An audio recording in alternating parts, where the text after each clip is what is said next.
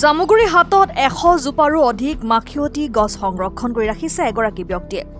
গৰু বিহুৰ দিনা প্ৰয়োজন হোৱা তথা ক্ৰমশ হেৰাই যাবলৈ ধৰা বিশেষ গছজোপা নৱপ্ৰজন্মক চিনাকি কৰাই দিয়াৰ উদ্দেশ্যে সংৰক্ষণ কৰি ৰাখিছে এই উদ্ভিদ। কাইলৈ গৰু বিহু। এই গৰু বিহুৰ দিনা প্ৰয়োজন হোৱা এবিধ বিশেষ উদ্ভিদ হ'ল মাখিয়তী গছ। পুৱাই গৰুক নোৱাই ধুৱাই এৰি দিয়াৰ পিছত বিয়লি উভতি অহা ঘৰমুৱা গৰুক এইবিধ উদ্ভিদৰ ডালপাতেৰে মাখিয়তীৰ মাখিপাত মাখি মাৰো জাক জাক এই বাক্যশাৰীয়ে গৌধনক কোবাই কোবাই ঘৰলৈ অনা হয়। গৰু বিহুৰ দিনা অতিকৈ প্ৰয়োজন হোৱা তথা অসমীয়া গ্ৰাম্য সমাজৰ পৰা হেৰাই যোৱা এই গছবিধ হয়তো এতিয়া চিনি নাপায় নতুন প্ৰজন্মই। এটা সময়ত গ্ৰামাঞ্চলৰ বিভিন্ন হাবি তথা জংঘলৰ লগতে মানুহৰ বাৰীৰ পিছফালে থকা এই গছবিধ সময়ৰ সোঁতত হেৰাই যাবলৈ ধৰিলে। এটা সময়ৰ অতিকৈ সুলভ এই বিধ উদ্ভিদ এতিয়া দুষ্প্ৰাপ্য হ'বলৈ গতি কৰিছে। কিন্তু এনে সময়তে জামুগুৰি হাটৰ আগ্ৰিপাম গাঁৱৰ এগৰাকী ব্যক্তিয়ে তেওঁৰ ঘৰৰ বাৰীৰ চৌহদত সংৰক্ষণ কৰি ৰাখিছে এই বিশেষ উদ্ভিদজোপা। গাঁওখনৰ হেম বাহাদুৰ কাৰ্কি নামৰ 45 ঊৰ্ধৰ এই ব্যক্তিজনে নিজৰ বাৰীত বছৰ বছৰ সংৰক্ষণ কৰি ৰাখিছে এই উদ্ভিদ। 100ৰো অধিকজোপা মাখিয়তী গছ সংৰক্ষণ কৰি ৰাখিছে এইগৰাকী ব্যক্তিয়ে। নৱপ্ৰজন্মক চিনাকি কৰাই দিয়াৰ একমাত্ৰ উদ্দেশ্য আগত ৰাখিয়েই বছৰ বছৰ ধৰি সংৰক্ষণ কৰি ৰখা এই মাখিয়তী গছৰ ডালপাত গৰু বিহুৰ দিনা নিবলৈ আহে গৰু গাই পোহপাল দিয়া বহু লোকে। অসমীয়া গ্ৰাম্য সমাজৰ পৰা হেৰাই যাবলৈ ধৰা এই বিশেষ উদ্ভিদজোপা সংৰক্ষণ কৰি ৰখাটো অত্যন্ত ইতিবাচক হিচাপে বিবেচিত হৈছে।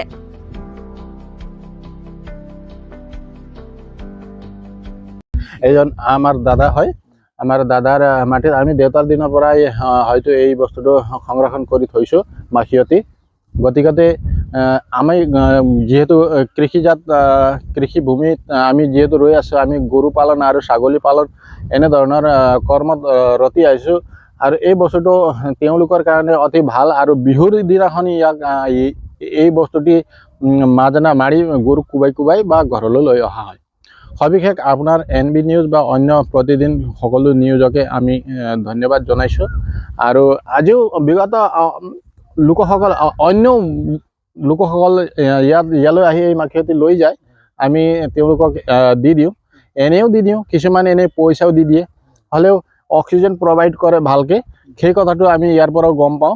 আৰু যিহেতু ইয়াক আমি সংৰক্ষণ কৰা হয়। আজিকালি বহুত কম দেখিবলৈ পোৱা যায়। আজিকালি হয়। আজিকালি মাটি বাৰী মানুহৰ কি সমস্যা হৈছে বা যথেষ্ট কম হোৱাৰ কাৰণে মানুহে এই বস্তুটো সংৰক্ষণ কৰি নিদিয়ে। গতিকে আজি আমি যিহেতু সংৰক্ষণ কৰি পাইছোঁ, আজি প্ৰায় 20-22 বছৰ হৈ গ'ল, দেউতাৰ দিনৰ পৰা এইটো সংৰক্ষণ হৈ আছে।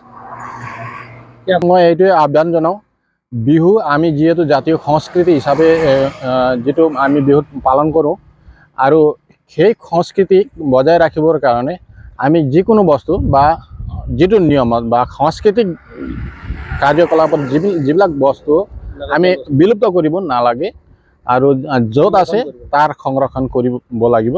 গোটেই অসমবাসীক মই সেইটোৱেই জনালোঁ। ইয়াৰ বিষয়ত ক'বলৈ হ'লে এইটো অসমৰ জাতীয় বিহুত এইটো একদম একেবাৰে দৰকাৰী। আৰু আমি যিহেতু কৃষিত মানে জড়িত আছোঁ, যিহেতু আমি গৰু পালন বা অন্য খেতিয়ক, সেই হিচাপত গৰু পালন কৰা লোকসকলে বিশেষকৈ এই বস্তুটো আমি অসমীয়া হৈ আজি এই বস্তুটোৰ মানে গৰুক গা ধুৱাই দি কৰিলে হয়। তো এই বস্তুটোৱে গৰুক গা ধুৱাই দিয়াৰ লগে লগে অলপ মানে গৰুৰ মানে যিবিলাক খুজুলিবিলাক কিছুমানৰ এনেধৰণৰ বেমাৰ ভাল হয় সবিশেষ। আৰু সেইকাৰণে আমি এনেও অসমত হৈ অসমীয়া জাতীয় চিহ্ন বুলি ক'লেও কোনো ভুল নহ'ব। এটা বিহুত দৰকাৰী বস্তু হয়। আমি এই মাখিয়তীৰ খেতি লগাওঁ। বিশেষকৈ কোনোবা অন্য লোকসকলেও যদি দেখে বা চিনি পায় বা ইয়াৰ প্ৰয়োজন হয় বুলি ক'লে আহি লৈ গ'লে হয়। বজাৰতো বিক্ৰী হয়, এই বস্তুটো মুঠি হিচাপত বিক্ৰী কৰা হয়। আজিকালি হেৰাই গৈছে বহুত কম। আজি হয়, এই অসমত আজি এই বস্তুটো পাবলৈ বহুত নাইকিয়া, দুৰ্লভ হৈ গৈছে। কাৰণ সকলো মানুহৰ জাগা কম হৈ গ'ল নে কি নে সমস্যা কি। আৰু ইয়াৰ কাৰণে যিটো অক্সিজেন প্ৰভাইড কৰে ইও মাখিয়তী মানে হেৰি গছে, আৰু সেইকাৰণে আমি মানে ৰাখিছোঁ। প্ৰয়োজনীয় মানে তথ্য হিচাপত মানে এই বস্তুটো গৰুৰ কাৰণে একেবাৰে উপযোগী। গৰুক বিহুত গা ধুৱাই দিয়া। প্ৰায় আমি এইটো এতিয়া 7 বছৰ 8 বছৰ লগভগ হৈ গ'ল ইয়াত মানে এই বস্তুটো আমি সংৰক্ষণ কৰা। যদি প্ৰয়োজন হয় নিব পাৰে ন? আপুনি প্ৰয়োজন হ'লে লৈ যাব পাৰিব।